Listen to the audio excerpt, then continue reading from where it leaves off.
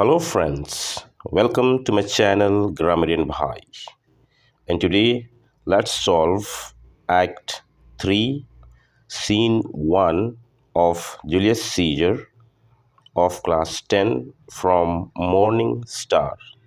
And if you have not yet subscribed my channel, please subscribe it. So first let's solve the multiple choice questions. So the first one, who among the following is not waiting on the road for Caesar to pass? So here option C is correct. Next, why does Archimedes urge Caesar to go through his letter first? So here option A is correct. Next, Cassius says that he fears their purpose is discovered. What is the purpose? So here option B is correct, to murder Caesar. Number 4. What does Cassius say he would do if the purpose is revealed? So here option D is correct, kill himself. Number 5. According to Caesar, what will be the effect of Metellus' chambers stooping and clinging on ordinary men? So here option B is correct, inflame the pride of ordinary men. Number 6. What would Caesar do with Metellus if he would pray on his brother's behalf using humble flattery? So here option C is correct, will not change the sentence of banishment. Number 7. With whom does Caesar compare himself in this scene of the play? So here option C, Paul Star. Next, how do the conspirators make requests to Caesar regarding Polybius Cimber? So here option C is correct. Next, number 9, which attitude of Caesar is seen in his act of denying Metellus' petition? So here option A is correct, arrogance. Number 10, how do the people of Rome run after Caesar's murderers? So here option B is correct, as if doomsday had come. Next, number 11. How, according to Brutus, have they helped Caesar by murdering him? So here option C is correct, by saving Rome from being ruined. Number 12. According to Cassius, how would the people describe the group of Caesar's murderers in future? So here option A is correct, liberators of their country. Next, how does Brutus seem to see the murder of Caesar? So here option A is correct, as a solemn act of purification of Rome. Next, according to Antony, how was Caesar brought by? So here option A is correct, like a stag by hounds. Next, what appears as the main cause of Brutus' failure in this scene of the play? So here option C is correct, error of judgment. So next, let's see the contextual questions. So here the extracts are given, and after that there are few questions. So let's solve it. So first extract, you go through by the extract. Let me directly begin from the question and answers. First question of the first extract is, where does this conversation take place? Why did Caesar tell the soothsayer the ideas of March are come? When had he met the soothsayer before? So the answer will be, this conversation takes place outside of Senate House or in front of the Capitol. Caesar told the soothsayer the ideas of March are come because he had warned him that there was danger to his life. But so far nothing had happened to Caesar. Caesar had met the soothsayer when they were going to Lupercal to celebrate the feast of Lupercus. Next question. Who is Archimedes? Whom does he represent in the play? what is the importance of his schedule? So the answer will be Archimedes is a fortune teller who tries to warn Caesar about the plot against him. He represents honest common citizen, voicing his concern for the safety of Caesar. The importance of his schedule is that he warns Caesar about the assassination and the mass plot against him. Next, number 3. Why does Archimedes request Caesar to read his schedule first? With reference to a previous scene, show how Archimedes' fear are justified. So the answer will be Archimedes requests Caesar to read his schedule first because in that it contained the names of the conspirators plotting to kill Caesar so that Caesar's life will be saved. His fears are justified as the conspirators' plan was successful and Caesar was assassinated. Next, number 4. Mention the two reasons given by Caesar for not reading the schedule handed over by Archimedes. Which trait of his personality is revealed by this act? So the answer will be the two reasons given by Caesar for not reading the schedule handed over by Archimedes are: first, he would read later the petitions which concerned him personally. Second, he also calls him mad for urging him to read his petitions first.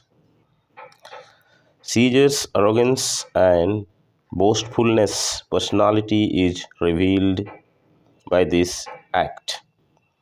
Number 5. Name two people in the scene who are trying to warn Caesar. Name two other people who defeat their efforts to do so. Which theme of the play is highlighted here? Explain it briefly. So the answer will be Soothsayer and Archimedes are the two people trying to warn Caesar.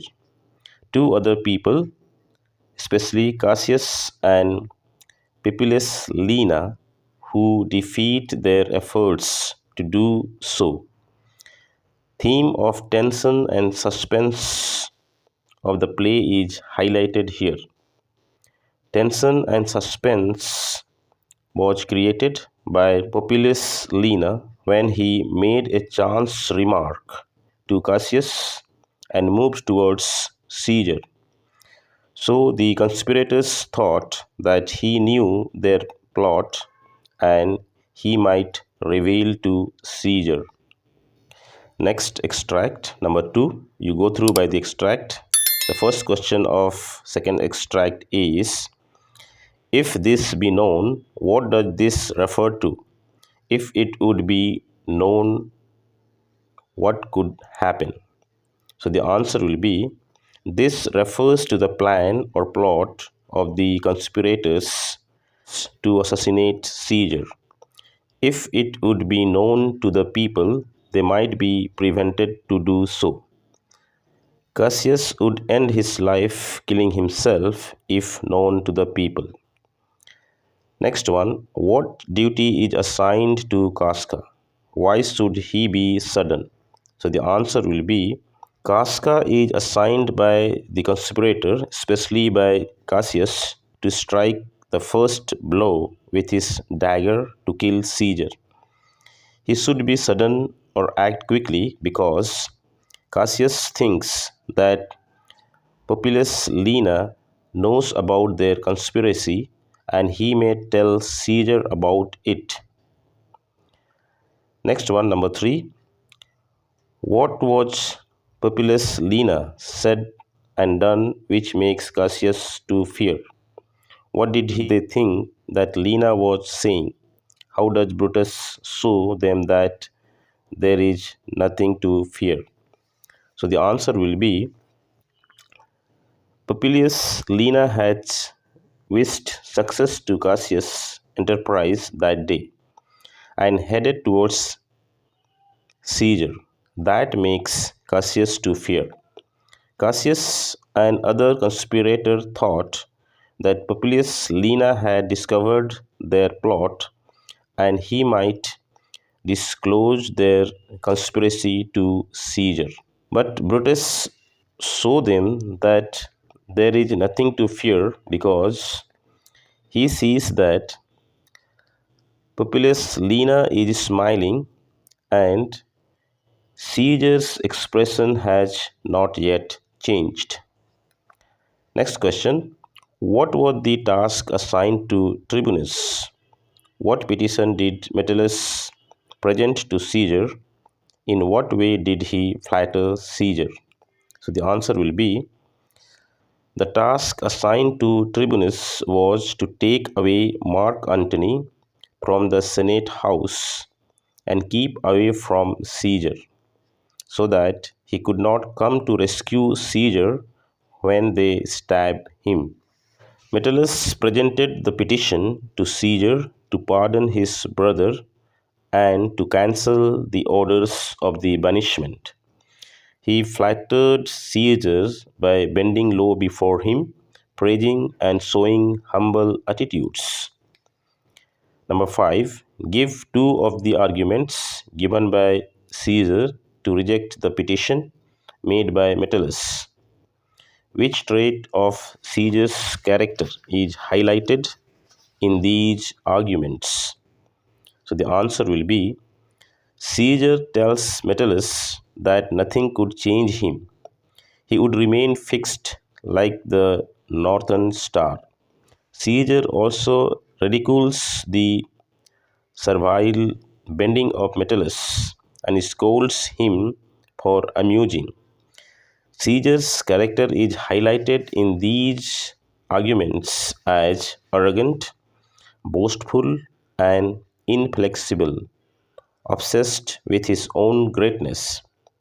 He appears illogical when he boasts that he was never wrong. Next extract, number 3, and the first question of extract 3 is: what is the northern star? Give the meaning of whose true fixed and resting quality. There is no fellow in the firmament. So the answer will be northern star is a star that is inflexible star that remains fixed on the north.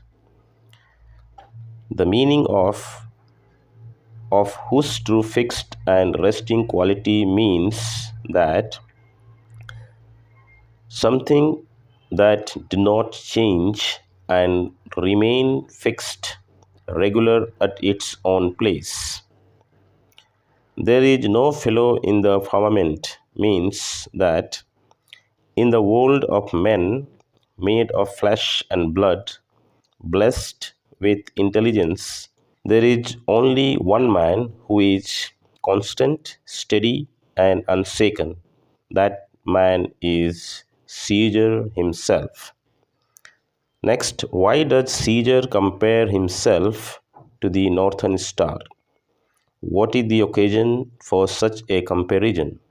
So the answer will be Caesar compares himself to the northern star because he is like the northern star, fixed and inflexible in his earlier decision. So he boasts of his constancy and commitment to the laws. He compares himself to the northern star on the occasion when Metellus falls on Caesar's knees and begs him with flattering words and a servile manner to forgive his brother and cancel the orders of his brother's banishment. Next question. State the comparison made by Caesar between the firmament and the world of men. So the answer will be Caesar compares himself to divine and celestial creation like the fixed northern star. He says that he would never change the preordained laws, no matter how much anyone flatters him. He is inflexible man. Even the world of men made of flesh and blood, blessed with intelligence, but there is no man who would remain constant, steady, and unshaken like Caesar. Why is Caesar so stubborn in his attitude towards the conspirators?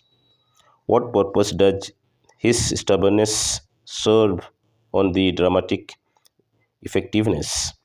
So the answer will be Caesar is so stubborn because he has become secure in the belief that he would be crowned king that day. Hence, that made him arrogant and obsessed with his own greatness. He imagined himself as a god with superhuman powers. Thus, his boastfulness, arrogance, and his stubbornness led to the assassination of himself. Next, number 5. What horrible event is about to take place in a short time? Who was the first to strike? Why is Antony absent from the scene? What would have happened if Antony were to be present on the scene? So the answer will be the assassination of Caesar is about to take place in a short time. Casca was the first one to strike at him. Antony is absent from the scene because he was taken away or driven away by Tribunus. If Antony were to be present on the scene when Caesar, his best friend, was stabbed, he would make all possible effort to save Caesar. Next extract, number 4, and the first question of the extract 4 is when does this conversation take place? In what state of mind are Brutus and Cassius?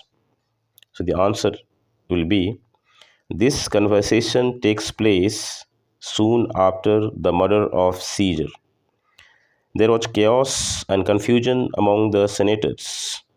Both Brutus and Cassius are also afraid, but still they try to reassure the other senators by telling them not to be afraid and to stay calm.